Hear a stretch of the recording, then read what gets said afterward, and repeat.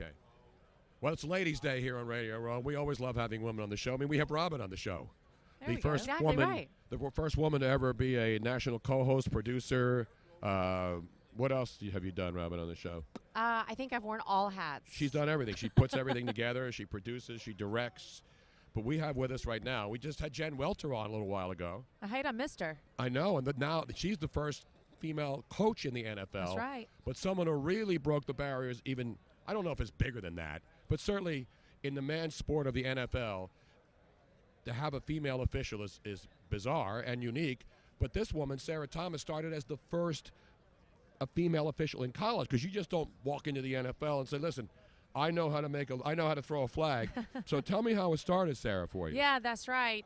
Well, I started in high school, just like anything. Any occupation, you start at the bottom and hopefully work your way to the top. And so I started high school in Pascagoula, Mississippi, and worked 10 years of high school, then was hired by Conference USA. Gerald Alston took a huge chance on hiring me. And then I got into the developmental program with the NFL, and they really know how to groom their officials to get them ready, and I was hired last year. But let's go back even before. When did you know? Because obviously you're married, you have 3 children, right? 3 boys, I think, right? I have 2 boys and a 2 daughter. boys and a girl. Yes. So you know, kids in Mississippi, football is huge. It like is. here it is in Texas, like Florida, like California, like a lot of states.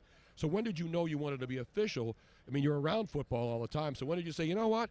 I want to be out. I want to be a zebra. Well, you know what? It's funny. I never really wanted to be a zebra. I played college basketball and I played softball in high school, and I hated the officials. I mean, I was like, I see you out here. You don't have to call everything on me. But whenever I joined my brother at that first meeting, I walked into that room, and my brother told me, he said, you're going to get a few strange stares, Sarah, so just be ready. And I was like, oh, I can handle it. But when I walked in there, and I thought to myself, you've got to be kidding me. These guys actually get together and discuss this stuff? Like, they took so much pride in what they did. Then that competitive side of me and the challenge that, hey, I've walked into this room as far as football is concerned, and I really know nothing. So now I'm in, and I want to learn. So then you go to the high school level. So were you the only female official in high school, too? I was. And when you go to a game, I played, like I said, college basketball or softball, and you saw female officials on the basketball court. Right. So it really didn't even dawn on me that there wasn't a female. And then when you say, was it just your goal to be an NFL official? No, I just literally fell in love with officiating, giving back to a sport or organized sport that I enjoyed watching. And so I just felt a part of it all, and I loved it. And then by luck and a lot of hard work and preparation, here I am. You know, that's what I had, the toughest officiating job in all of sports. I was a Little League umpire. And when you're a Little League umpire as a volunteer, and my son was one of the best, because, you know, every coach who has a son who's a good player, they want to coach that kid and make sure he's the pitcher and the best player. So I said, you know what, I want to try to help kids and take on the hardest job, which is being an umpire, because you want kids to learn at that level. Yeah. And so you absorb that same kind of, it's giving back, because people don't appreciate the officials, and they don't. And the key is that you don't want to be a part of the game.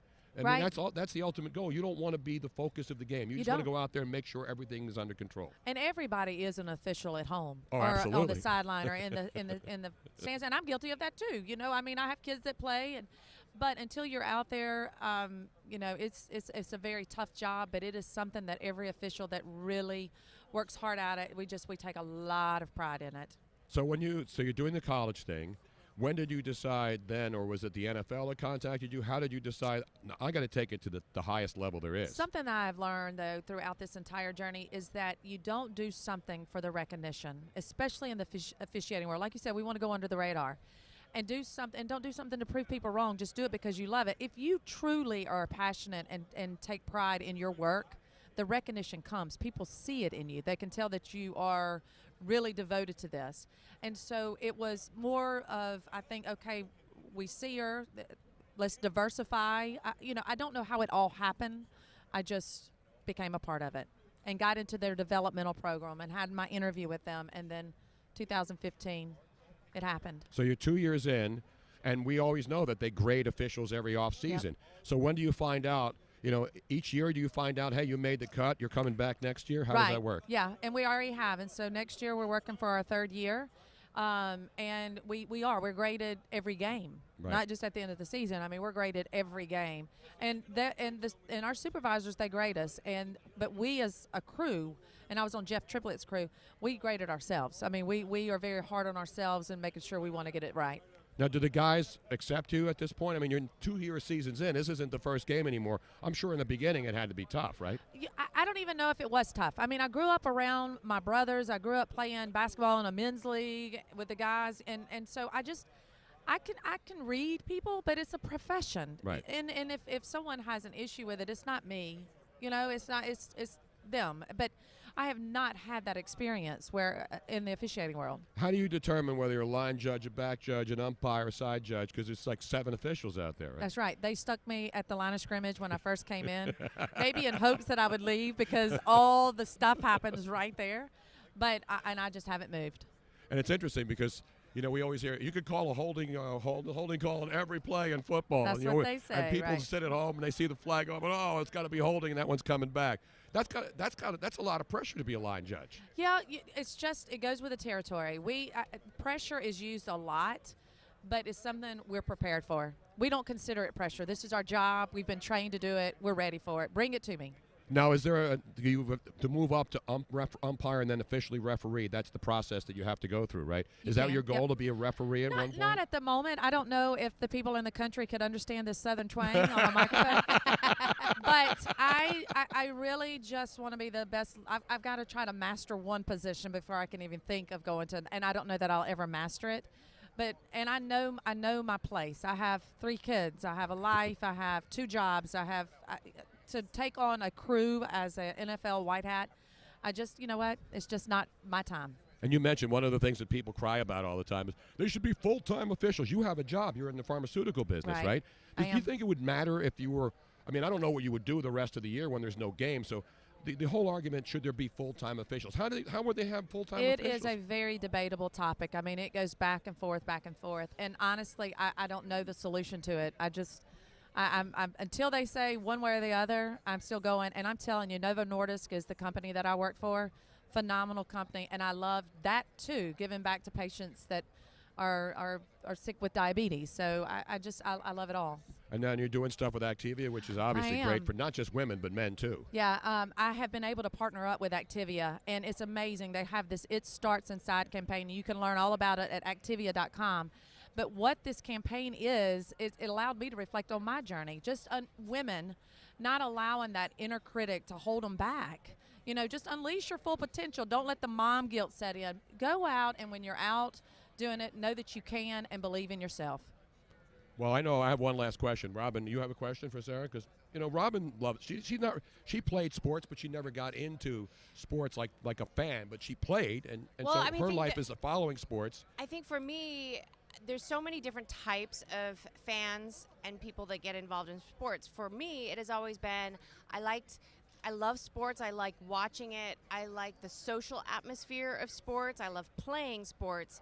But I wasn't like a lot of specifically guys that I know that are into sports that are really into the nitty gritty, like all the stats, right? And they remember plays, and that's never been me. That's not right. That's not the way I am as a fan.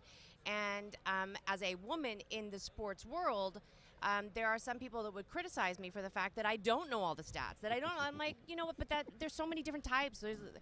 I have opinions about stuff. Sure. I'm just not going to have the opinions about, the statistics. Yeah. Well, you know what? They're changing all the time. So if you can keep up with it, that's great. But like for you as a fan, you enjoy the game in the moment. Exactly. So I think that's phenomenal. When Robin and I are watching a game at home, I always say, you know, I become the referee. As soon as the flag is thrown, I'll say, I'll do the whole thing. My kids do it too. 15-yard penalty. Now it's funny though, because watching a game with him, he will call the play, and then it'll be echoed on TV by the official. But I always do it in a Southern accent. So you said I always do my officials always in a Southern accent. You know, that's right. 15-yard unnecessary roughness. First down. First down. That's the way he does it. You know, that kind so of I don't stuff. think you'd have any problem.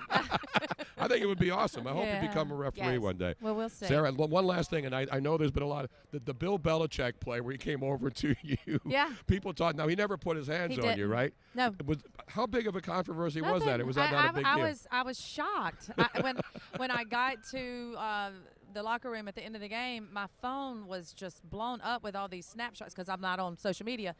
And I was like, he didn't even touch me. What is this all about? He was just coaching. He was just asking me and relaying me a question. And it wasn't awkward. It wasn't odd. It was just because the rule is the talking coaches, to anybody puts a hand on an official, it's an automatic Right. fine or a penalty, right? But he didn't, but No. people wanted to make a big deal, and Bill Right. Belichick is going for another Super Bowl here on Yeah, Sunday, so yeah. there's no hard feelings or No, any issues with Bill absolutely Belichick, not. right? No. He is the No best one. coach in the NFL, though, right? Well, I can't comment on whether he's the best, but I think he's going to maybe prove it on Sunday if he wins another Super Bowl. there, you know what? All the coaches in the NFL are very well respected, and you've got 2 great coaches in the Super Bowl And on Sunday. I actually have something to add to that because it really makes me mad when women have fought so hard to get into a man's quote-unquote world, whatever profession it might be, and then all of a sudden something happens that would not even be a blip on somebody's radar if Right. it were a man, but the fact that you were a woman and Belichick came up to you, then all of a sudden it was a big deal. It's like, why? I'm just an official just like anybody else. It should not be a big deal. And that was my exact response when I looked at my phone, and I was like going, what? What? Yeah. You know, but I guess it's just some people want things that are Yeah. newsworthy It's to them, and it just It's kind like of the whole catches locker fire. room thing. Yep. It's like if you're a reporter, it doesn't matter whether you're female or male. You know what goes on in a locker room. It should not be any different whether you're male or female. Yeah, just do your job. Exactly. And just have your activity. I got to find some. Is there any You around have here? got to get some activity. I've gotta My get some. my favorite flavor is strawberry, and then my kids are eating it. They love it. So it's really nutritious. It's great for women. I It's know. great. I actually the probiotics on there. I've always been a big believer of it. Yep, and so it is. Mine is raspberry. Oh, good. like the Well, so Sarah, yeah, it's- Activia.com. Activia.com. Go on there. And Sarah, it's great to meet you finally, It and is thank you so great much to for coming meet you. on. Thank you very much, both of you. Thank you. All right. Y'all are great. Thank you.